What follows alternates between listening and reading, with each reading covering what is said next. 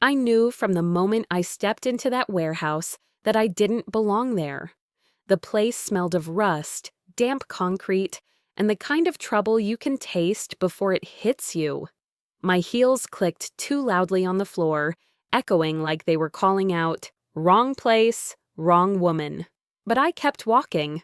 Leo needed me. "My name is Emily Hart," I reminded myself under my breath, as if grounding myself in who I was could protect me. 36 years old, finance director at Hartwell Holdings. Normally, those words were armor, titles, and achievements that opened doors and shut down arguments. But here, in this cold, dim warehouse, they meant nothing. Worse, they made me a target. Leo had called an hour ago, voice thin with fear. I messed up badly. Please come." He didn't have to say more. When my brother asked for help, I went. 2 figures stepped out from between stacked pallets, Marcus and Dale Rourke, the infamous brothers, tall, broad, tattooed, and wearing the kind of expressions that said they'd seen more violence than kindness. Marcus rolled a toothpick between his teeth as his gaze ran over me. "You got the money?" he asked. I forced my chin a little higher and held up the envelope. 30,000, the full amount Leo owes. Leo stood behind Dale, wrists tied, face swollen and bruised. When his eyes met mine, shame flickered through them. "Emily, I'm sorry, I didn't want—" "I know." I cut in softly, my throat tight. "This will sort it." Marcus took the envelope, weighing it like it was nothing special. But something shifted in his eyes. Interest. Calculation. And that scared me far more than the gun tucked at his waistband. "You know," he said slowly, "your brother talked a lot while he was panicking." My stomach clenched. "About what?" "You." Dale's grin spread, sharp and hungry. "About who walks in here looking like a boardroom queen." I froze. "Finance Director, Hartwell Holdings," Marcus recited as if reading it off a business card. "Makes 6 figures without batting an eye." I swallowed hard. "His debt is paid. Release him. That's all you wanted." Dale chuckled, shaking the envelope. This is nothing to a woman like you." The cold feeling creeping up my spine sharpened. Marcus stepped closer, invading my space. "We were gonna rough up your brother and let him crawl home, but then we found out your money." Real money. And suddenly 30 grand seems like crumbs. I stepped back instinctively, but Dale grabbed my arm, fingers bruising instantly. My phone fell and shattered on the floor. Leo lunged toward us. "Let her go. Please take me instead." "Shut up." Dale shoved him hard. "You're coming with us," he whispered in my ear, "and you're gonna make sure the Rourke brothers retire rich." "You're making a huge mistake," I said, voice trembling despite my best effort. Marcus smirked. "Maybe, but it's gonna pay." A cloth bag dropped over my head before I could react. Darkness swallowed everything. Hands gripped my arms, dragging me backward as Leo screamed my name, broken, helpless, terrified. And just like that, my title, my money, my power, all of it disappeared into the dark. The world became sound, pressure, and panic. With the bag over my head, every noise felt amplified. The scrape of boots on concrete, the slam of a metal door, the rough breaths of the men hauling me. I tried to count steps, turns, anything to give myself a map, but fear blurred the edges of my thoughts. A van door screeched open.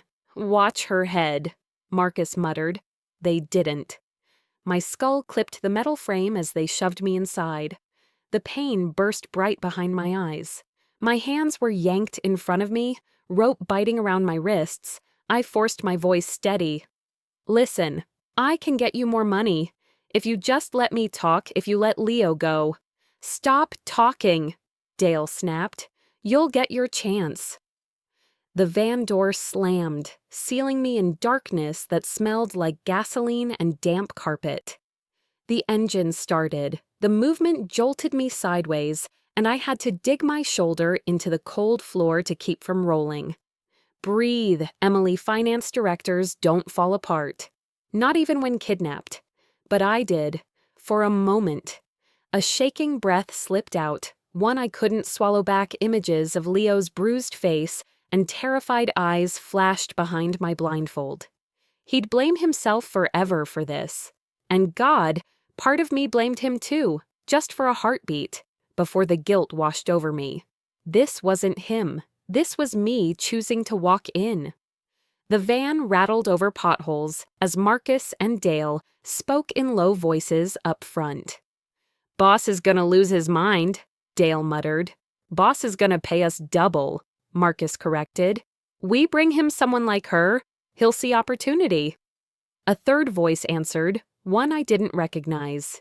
"She worth that much?" "She's money," Marcus said. "Old money, smart money, the kind you squeeze slow." My stomach twisted so hard I thought I'd be sick. They weren't after a ransom, they were after leverage. That was worse. Money had limits. Leverage didn't. The van slowed, gravel crunching beneath the tires. A gate opened, then closed. My pulse hammered so loud I felt it in my teeth. The engine cut off. Footsteps. The door slid open and cold night air rushed in. Hands grabbed my arms, dragging me out. My heels skidded uselessly over the gravel. "Careful," Marcus said with mock concern. "Don't want the finance director breaking an ankle before we get started." I wanted to scream, but my throat locked.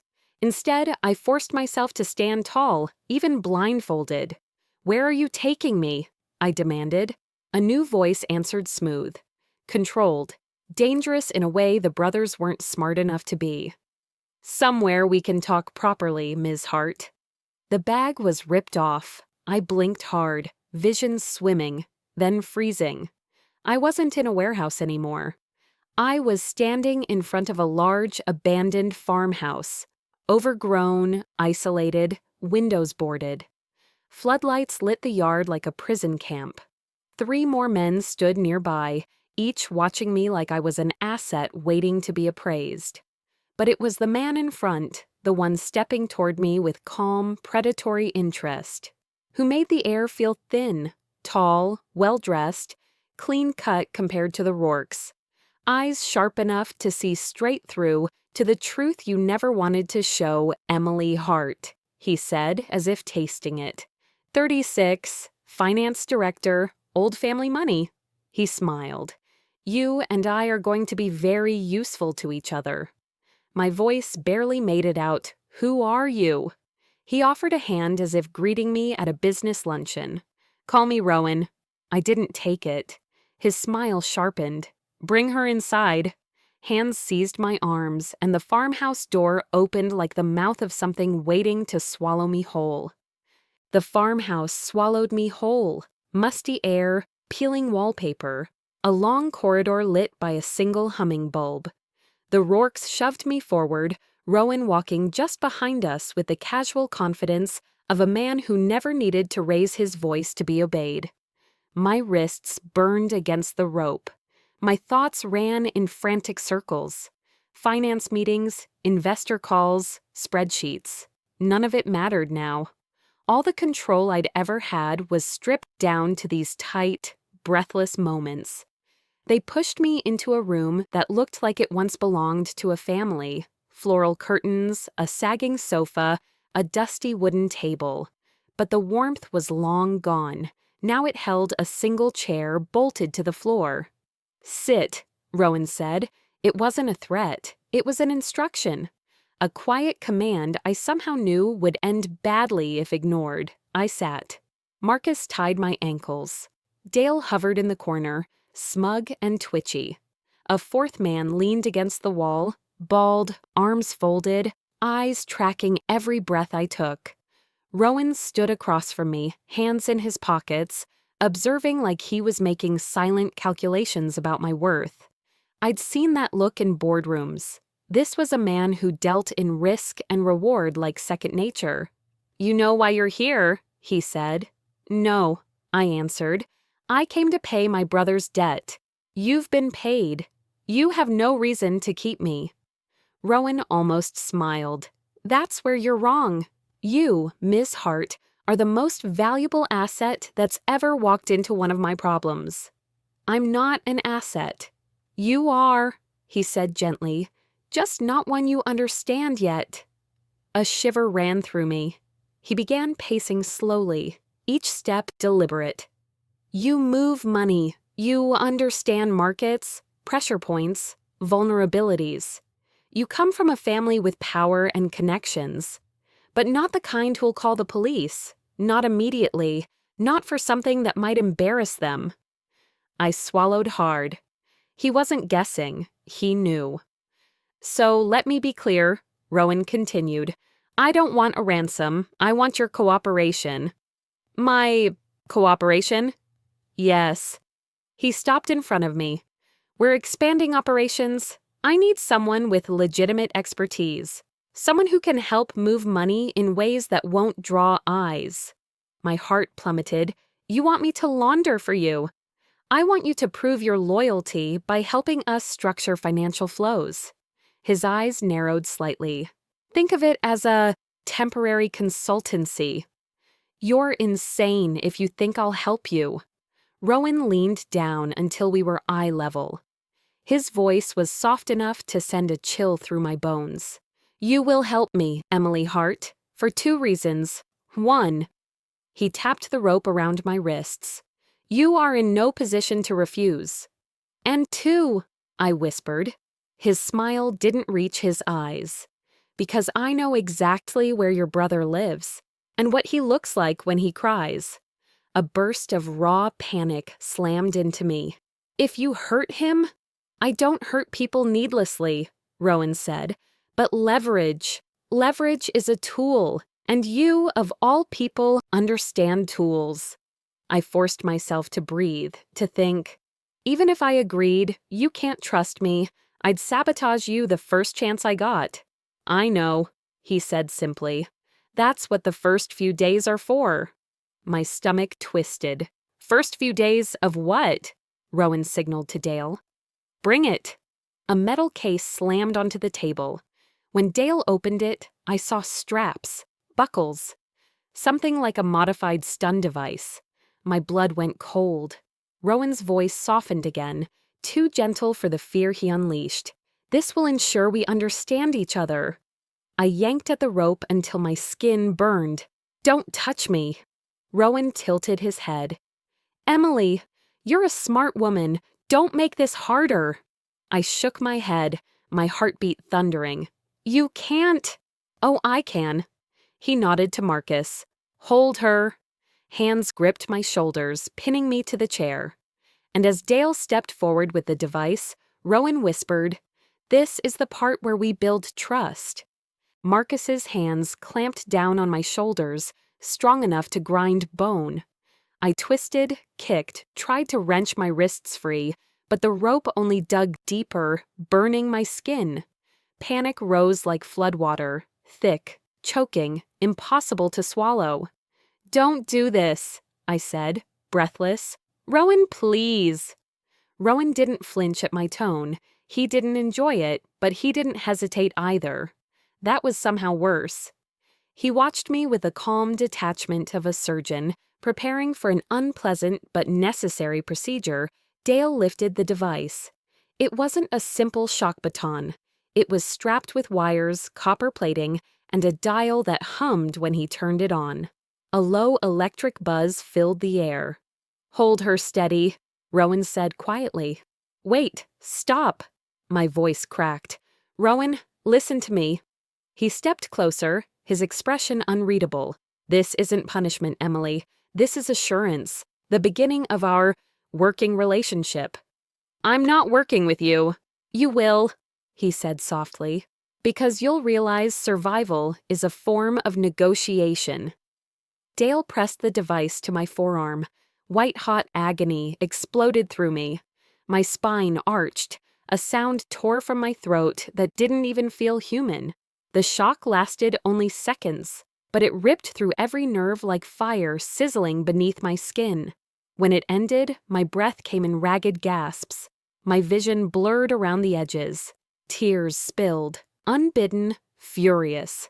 "Again," Rowan instructed. "No, no, please." The words fell apart. The second shock hit the opposite arm. My legs kicked against nothing, my body straining so hard against the restraints, I thought something would snap. Stars burst behind my eyes. My head fell forward, dazed. "Stop," Rowan finally said, raising a hand. The buzzing ceased. Marcus released my shoulders, letting me slump forward. My arms trembled uncontrollably. The room spun. Every breath hurt. Rowan crouched beside me, his face level with mine. His voice was soft, too soft, as he brushed a loose hair from my cheek. "You see?" he murmured. "Cooperation doesn't have to be complicated. I'm not your enemy unless you make me one." You're a monster," I whispered, saliva bitter on my tongue. His eyes flicked with something. Annoyance? Amusement? "Monsters lack purpose. I don't." He stood, straightening his jacket. "Untie her." Marcus hesitated. "You sure?" "She won't run." Rowan looked at me with unnerving certainty. "Not after that. She understands incentive now." My wrists were freed, but my arms were so numb and shaking, they fell limp into my lap. I could barely sit upright. Dale dropped a bottle of water at my feet, like a bone tossed to a stray dog. Rowan pulled a chair in front of me and sat. "Emily Hart," he said, leaning his elbows on his knees. "This can go one of two ways. You help us streamline our operations, or Leo becomes part of our problem." A cold dread unfurled in my stomach. "I won't hurt him unless you force me to," Rowan said. "But I need you to choose, and I need you to mean it." My throat locked. What exactly do you want me to do?" He smiled, a slow, careful smile. "I want you," he said, "to build us a financial system. Clean, invisible, untraceable. Something only a woman like you could create. And if I refuse?" He didn't blink. "Then the next shock won't be for you." My breath froze. Rowan stood, offering me his hand, not as a courtesy, but as something frighteningly close to inevitability. "Let's begin." I didn't take Rowan's hand, not because of defiance, but because my fingers wouldn't stop trembling. They hung uselessly at my sides, still tingling from the shocks. He didn't seem offended. He simply straightened, watching me with that unnerving patience that made it clear he always got what he wanted. "Get her up," Rowan ordered. Marcus hauled me to my feet. My legs buckled, and for a terrifying moment the room tilted sideways, but I forced myself upright. Pride was a fragile thing, cracked and splintered, but I clung to what was left. Rowan guided me into another room, this one cleaner, more organized. A desk sat beneath a boarded window, covered in files, a laptop, stacks of accounts. Not random, not chaotic. It was the setup of someone who planned their crimes with the same precision I used to plan mergers. "This," Rowan said, sweeping a hand over the desk, "is where you'll work." "I won't help you," I whispered. He gave a soft, almost sympathetic laugh. "Emily, you already are. You walked in to save your brother. Everything since then is just the cost of that choice. I came because I love him. And I'm leveraging that love." He said it so simply the cruelty of it hit harder. "Don't make me demonstrate what happens if you stop cooperating." Fear twisted my stomach. I could still hear Leo screaming as they dragged me away. I saw his face every time I blinked. Broken, terrified, helpless. He was reckless, stupid, addicted to trouble. But he was mine. Rowan watched the war inside me play out. "Sit." I didn't move. His tone didn't change. "Emily!" My knees gave out before my will did. I sank into the chair, breathing through the terror. Rowan leaned over the desk, pointing to a ledger. "This is where you start. I want the money rerouted in a way that flags as legitimate. Shell companies, offshore holdings. Use whatever method you would use to hide a 7-figure embezzlement. You think I've done that before? I muttered bitterly. He raised a brow. You think your world and mine aren't cousins? He tapped the ledger. Begin. I stared at the numbers, the transactions, the patterns of crime laid bare. I hated how easily my mind began sorting them, categorizing, analyzing. Training doesn't vanish just because morality gets loud. My hands hovered over the keyboard. If I do this, you'll let Leo go? A pause. A calculated one. I'll keep him safe, Rowan said, as long as you're useful. The implication was clear. My brother lived only on the strength of my compliance. Anger surged, hot, bright, dangerous. But fear held it back. Fear and the bitter truth that I had no power anymore, except the small, fragile kind that came from staying alive. You don't have to be afraid of us forever, Rowan said quietly. Just long enough to build what I need. And then, I whispered. He smiled. We'll renegotiate. The worst part wasn't the threat. It was the certainty in his voice that someday I'd sit across from him willingly. I looked down at the laptop, at the keys, at the ledger. My pulse hammered in my ears. Then, slowly, because I couldn't bear for Rowan to see how much my hands shook, I began typing. Every click of the keys felt like another piece of myself slipping away. Behind me, the farmhouse creaked with the wind. Outside, the night pressed up against the walls, and somewhere out there, Leo waited, alive, afraid, depending on me.